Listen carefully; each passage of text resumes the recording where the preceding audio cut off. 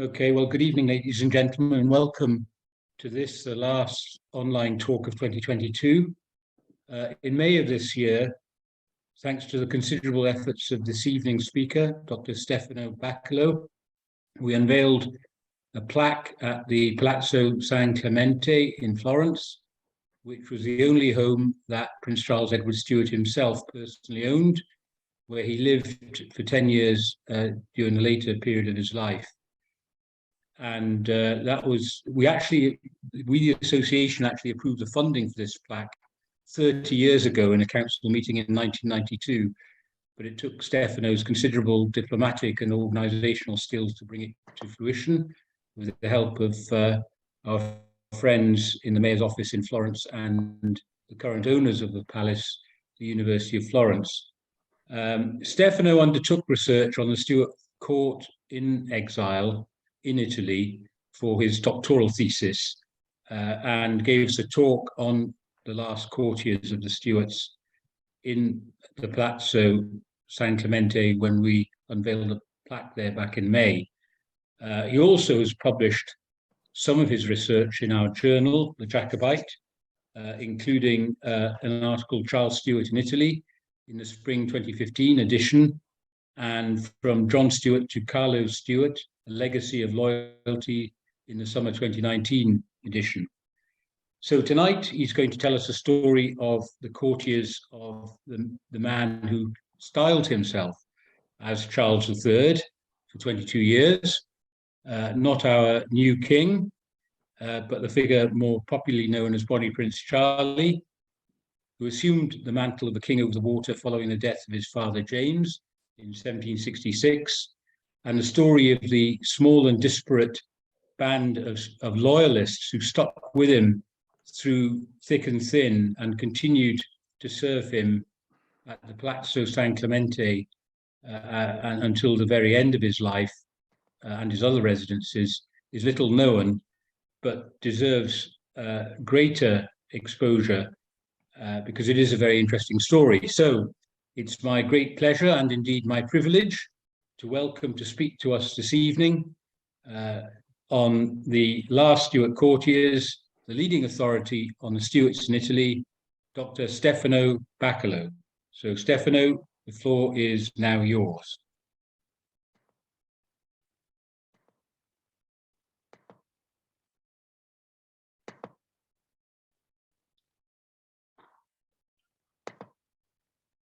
Stefano, you have to unmute yourself.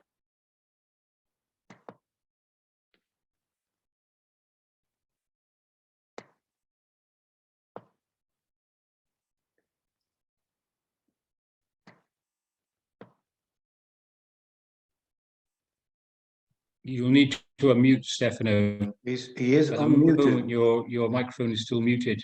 Oh, it is, yeah. I'm asking him to unmute. I can't actually unmute him. I'm just asking him to unmute. Got it. Okay.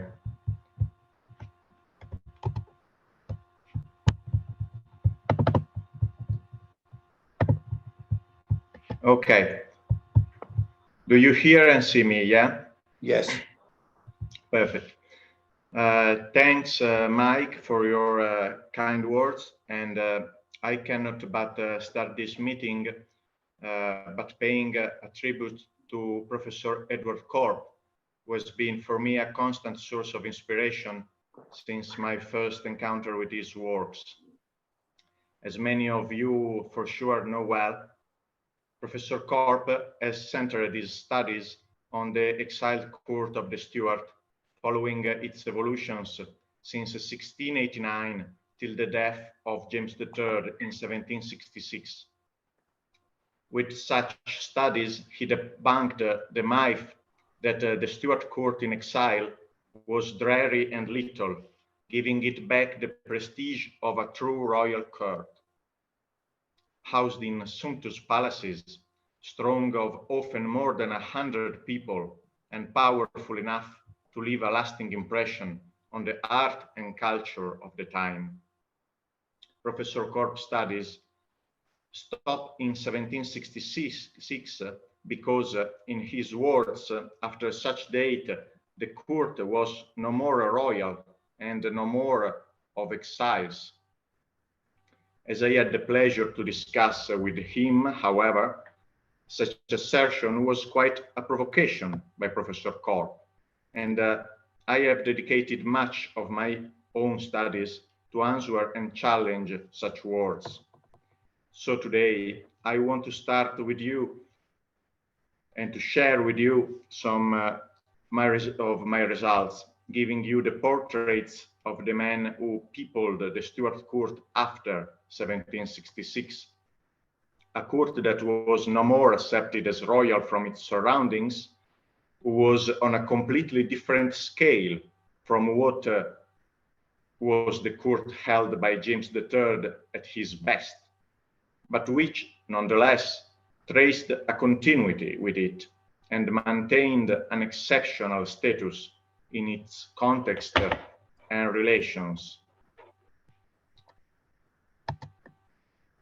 Charles III, as he would have liked to be called, had never, from the Catholic powers, the de jure recognition of his rights that James III enjoyed for his whole life.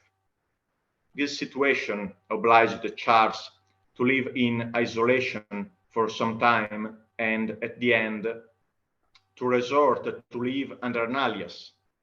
In public, when in Rome, he was Baron Douglas, and in Florence, the Count of Albany. But inside the walls of his palazzo and in the houses of many of his prestigious friends among the Italian aristocracy, he was the king.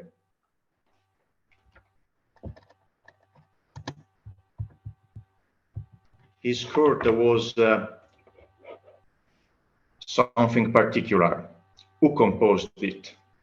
He had gentlemen in waiting, servants always wearing the royal liveries, and even a Moor servant to keep in line with the fashion of the time.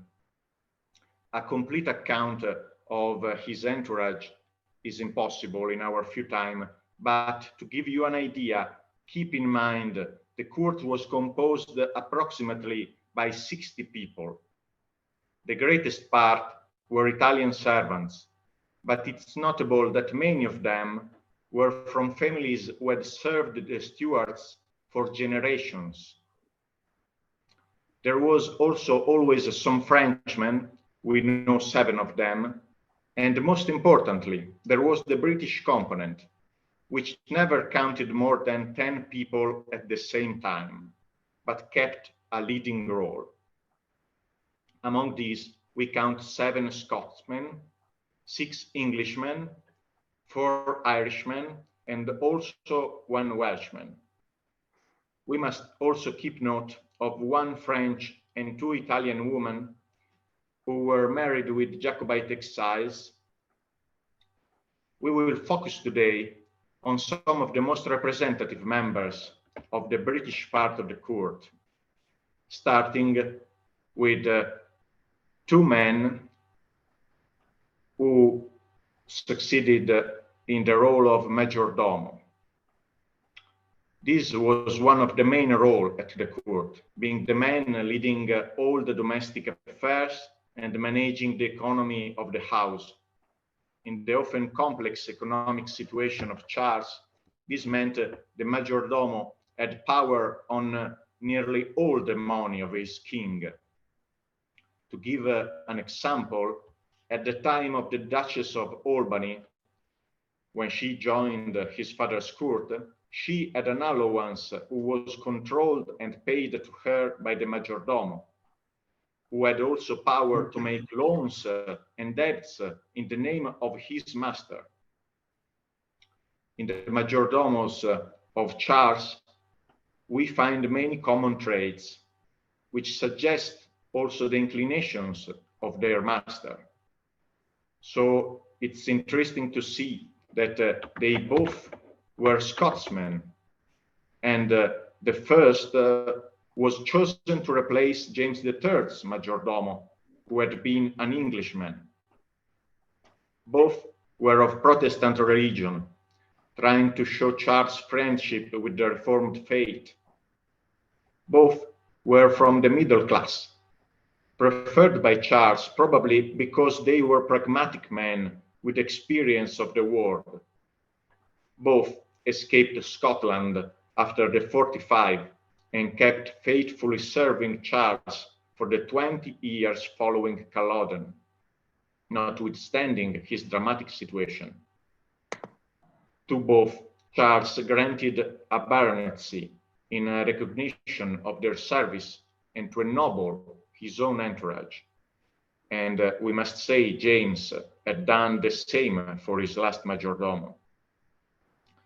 The first to hold the role from 1766 is John Hay of Restalrig, a man 10 years older than Charles. He was born in 1709. You see him here in a rare miniature that is from his 60s. He was the younger son of a famous Scottish lawyer. He had been a tax collector in his youth, and during the 45 had held an administrative role in the Jacobite army, ending up being the quartermaster at Culloden. Because of this, his name was explicitly mentioned in the Act of Attainder of 1746. So he was, to all effects, an exile with a death sentence waiting to him in Scotland. Hay was dismissed after only 2 years, together with the secretary and gentleman in waiting of Charles, because of a quarrel which, however, we must say was manipulated by Cardinal Henry of York, Charles's brother, who wanted to get rid of the Protestant part of the court, which he despised.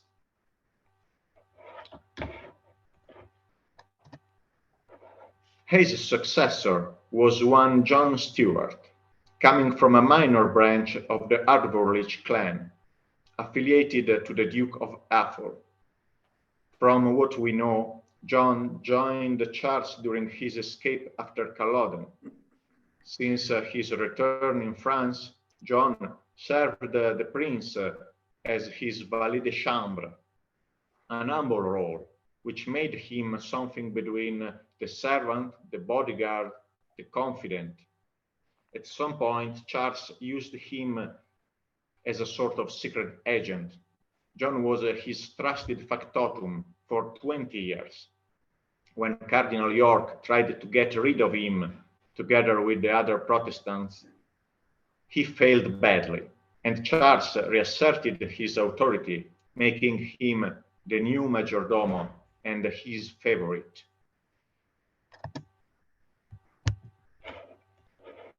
With the encouragement of his master, John married also an Italian woman employed at the court, whose name was Rosa Fiorani. The impressive devotion of John is shown in the names he gave to his 3 children: Charlotte, the eldest, Charles, the first male, and Edward, the second. John remained at his place till the death of his master, achieving an extraordinary record of 40 years of service.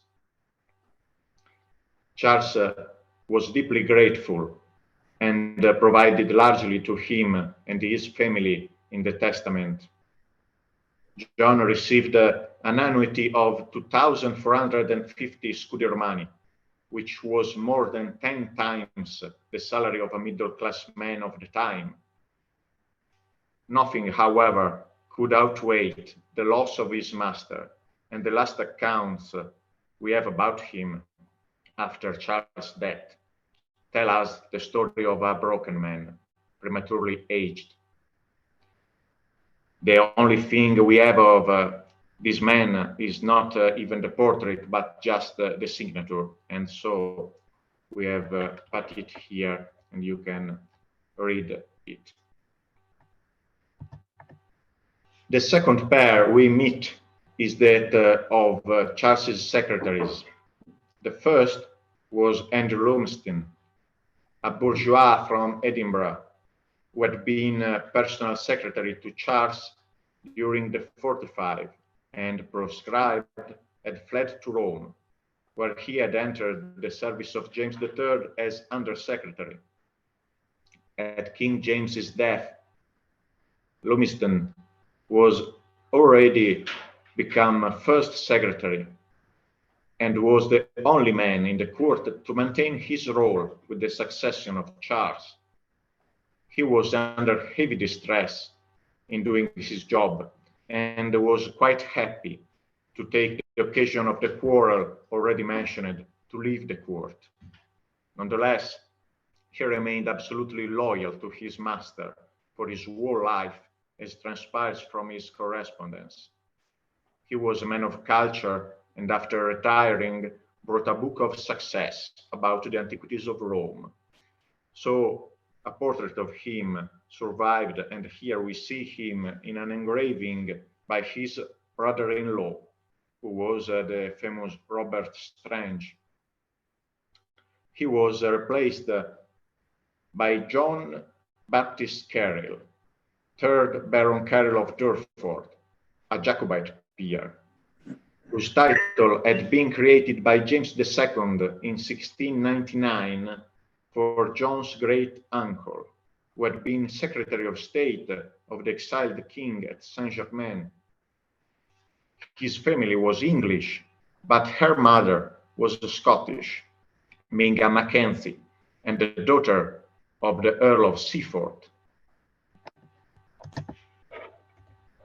He was the last in a line of Jacobite peers. And so I've put here his genealogical tree and the portrait of his great uncle John, the First Lord. Sadly, we don't have any portrait of John Baptist himself, but once again, you can see his signature on the right. Caryll was born in 1713, a rich owner of Sussex, from a Catholic family of long Jacobite tradition. Progressively involved in Jacobite intrigues, he was among the organizers of the abortive French expedition of 1744-45 and ended up dissolving his entire fortune to support the Jacobite cause. Repaired in France, he acted as intermediary between the Jacobite court in Rome and the French government, being the organizer of the wedding of Charles with Louis of Stolberg-Gedern. Caryll joined the court in Rome while preparing the wedding in 1771 and remained there till 1775, serving as Secretary of State, so not a simple secretary. And in fact, he served just for the honor of such role, never being paid by the Stuarts.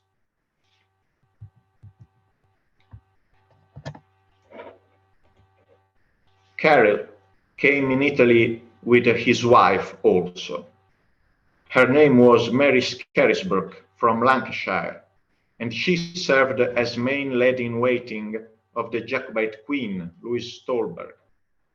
It was this couple of English Catholics who kept standing the wedding of Charles and Louise, which in fact started to fall apart as soon as Caryll resigned to return in France because of personal affairs.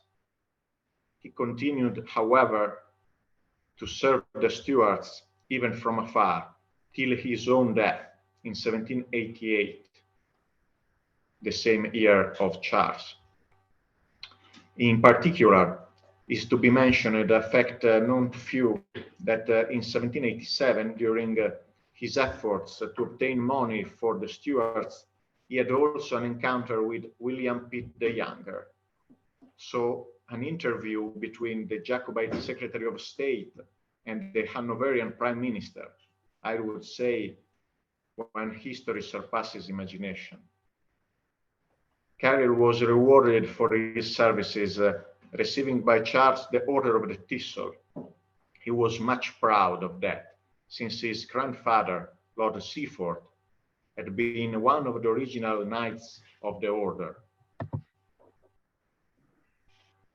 The last role we look at today is that of the gentleman in waiting.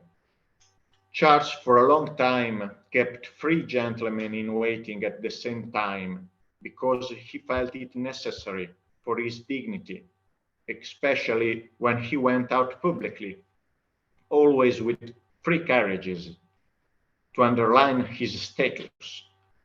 Charles had several men covering these roles at different times, both British and Italians.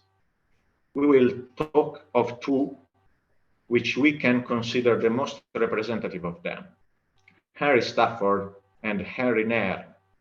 This last one you see portrayed here in old age. Harry Stafford, even if his genealogical tree is not completely certain, seems to be the last of an entire dynasty of courtiers who married the Jacobite cause.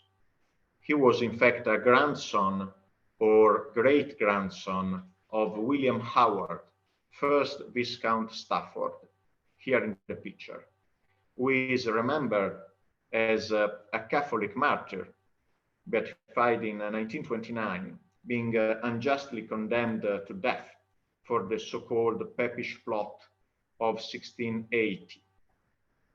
Notwithstanding the tragic death of their forefather, the Staffords kept loyal to the Stuarts and were rehabilitated by James II, who elevated Harry's uncle to the title of Earl in 1688. The Staffords then chose to follow their king in exile, and we have one Stafford as gentleman of the bedchamber of James II at Saint-Germain. His brother was the secretary of the Queen. In the 3rd generation of the family, we saw one lady in waiting of the Queen, a governor to the Duke of York, and 2 gentlemen in waiting of the Prince of Wales. One of these was the Henry Stafford, of whom we talk today. Henry Stafford shared with Charles Stuart his turbulent years in Paris, including the imprisonment because of the Peace of Aix-la-Chapelle. In the following years, which Charles spent living often under aliases around France, Henry was left in charge of his household in Avignon. There, he waited the return of his master for 20 years, being progressively obliged to fire all the servants and selling everything to pay the debts of Charles, and coming to the point of suffer cold and hungry. From his letters to Charles, we can see a man that was ready to suffer any humiliation and hardship for the sake of his master. We see here an extract from a letter of 1757. I shall either pledge or sell everything I have, even to the last shirt for your service, he wrote. When Charles came back to Rome in 1766, he called Stafford to join him, and he came with an Irish liveried servant. That was all was left of the prince's household of Avignon. Henry was then old and sick, and died in service only 2 years later. The Honourable Henry Nairn, better known with the courtesy title Milord Nairn, was the 10th and last son of Lord John Nairn, Brigadier General of the Highland Army in the 45. Henry left Scotland just 17 years old to join the regiment of the Courtiers Royal, which was being raised in France. He took part to the Flanders campaign of 1745 and was promoted lieutenant. With the Castle Hill Company, crossed the sea and joined the Jacobite army in Scotland. There, he distinguished himself for valor in the sieges of Fort Augustus and Fort William, where he was also wounded. Nonetheless, he went on fighting till Culloden. In this tragic defeat, Henry was able to escape capture together with his father. After months in hiding among the highlands, the Nairns were able to fly to the continent, and Henry joined back his regiment. With the Courtiers Royal, of whom you see here the uniform, Henry took part to the siege of Maastricht and to the 7 Years' War, ending up being promoted captain. Then he retired at Sancerre in the Loire, with a father, 1 brother, and 1 sister. There, the Nairns gave life to a strong colony of Jacobite exiles of Protestant religion. They were the heart of the Jacobite colony in Sancerre. Among them lived also the famous Neil MacEachen, whose son were to become Napoleon's Field Marshal MacDonald. By 1782, however, Henry was the only survivor of his family. He was probably thinking his life was over, an exiled middle-aged man without any relative left. But just 2 years later, in 1784, his king called for him from Florence, asking to come to his court as écuyer to his recently legitimated daughter, the Duchess of Albany. Henry answered readily, and notwithstanding being in economic difficulties, escorted the new Duchess to Florence and remained there at the court, refusing any salary because he reputed that serving his king was a sufficient reward. Also him was awarded by Charles with the Order of the Thistle, which had already been displayed by his father, Lord Nairn. So we can imagine how important this recognition was for him. From the sources we have, it's easy to infer that Henry Nairn remained at court not much because of his duty to the Duchess, but because of his devotion to Charles, of whom he became the constant companion and main assistant during his decline, during his last years of sickness. In fact, it was in the arms of this loyal man that Charles passed away in January 1788. After Charles's death, Henry came back to France, where he remained till 1804, surviving the hardship of the French Revolution, only worried of the damages it posed to Cardinal York, now the last of the Stuarts. At the dawn of the Napoleonic Empire, he came back to Scotland, where he lived close to his only nephew. The wife of this one was Caroline Oliphant, known to the great public as Lady Nairn, the great songwriter. Henry passed away after his last king, after Cardinal York, in 1812, at 90 years of age. And we can suppose that a bit of his spirit and adventurous tales lives on in the unforgettable songs of Lady Nairn. Those we have met today are only some of the last Stuart courtiers.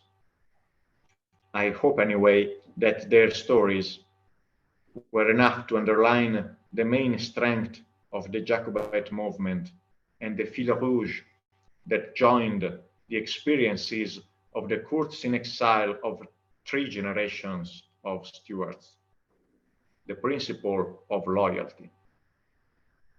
Even if the fortunes of the Stuarts were declining, or even gone forever, till their dynasty was supported and surrounded by men who, against any convenience, continued to assert and pledge their loyalty to the kings and the cause for whom they had fought and suffered.